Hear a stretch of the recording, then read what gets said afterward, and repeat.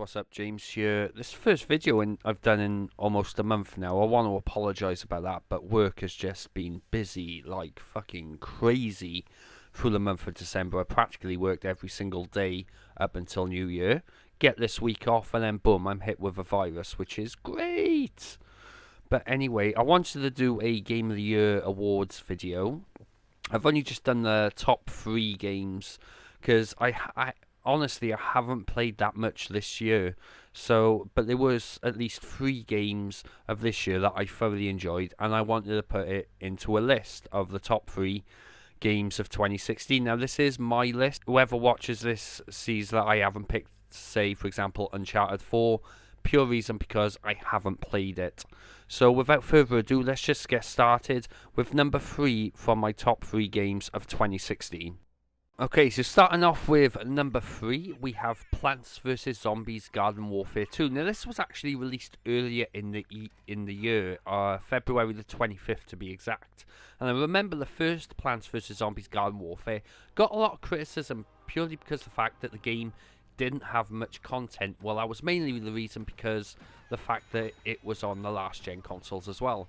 Now, this version of Garden Warfare 2 is only for the PlayStation 4, Xbox One and PC, and it shows the amount of content compared to the first one is unbelievable how much more there is. Like with this one, not only do you play as a plant, you can play as the zombies as well. Both sides have a single player campaign, relatively short single player campaign, but still one nevertheless. You do graveyard ops, you do garden ops, you have multiplayer of course, and you do have little challenges in the actual map where you start the game, and there's also some cool secrets there as well. But there is a shit ton amount of content. The gameplay is phenomenal. Many hours. I'm still playing the game to this day, and like I said, it was released in February, and it thoroughly deserved, in my opinion, to be one of my Game of the Year contenders. Alright, it is at number 3. I found the other 2 games I thought of just a little bit more better off, but still, if you haven't picked up Garden Warfare 2 yet, I would strongly suggest you picking it up. Now, I know a lot of people saying, because the game is pretty much for kids, because let's be honest, it still is, that is kind of off-putting. Trust me, just pick the game up and play it for yourself. If you haven't played it, you will love it. Okay, number 2 on my list is Forza Horizon 3. This fucking powerhouse. How the fuck is this game so good? You know, it's probably the best racing game on sale at the moment on this current generation. I mean, the game looks absolutely stunning. I've played it on the Xbox One S, and you can take advantage of the high dynamic range, so the better color palette, and the game looks absolutely beautiful. But even on the original Xbox One, the game looks absolutely stunning.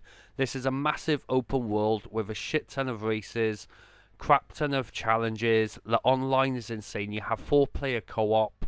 The car mechanics are brilliant. There's a shit ton of modifications on this game, and they've just released a new expansion called Blizzard Mountain, and even that is brilliant in itself. This is probably one of the best racing games ever created. It is that good. I've sunk so many hours into this game, and it's just a joy to play, and that is why this is number 2 on the list. There was one game this year that I felt was better off at this, and we'll get to that now. I'm willing to take full responsibility for the horrible events of the last 24 hours, but you must understand, our interest in their world was purely for the betterment of mankind. Everything has clearly gotten out of hand now, but it was worth the risk, I assure you.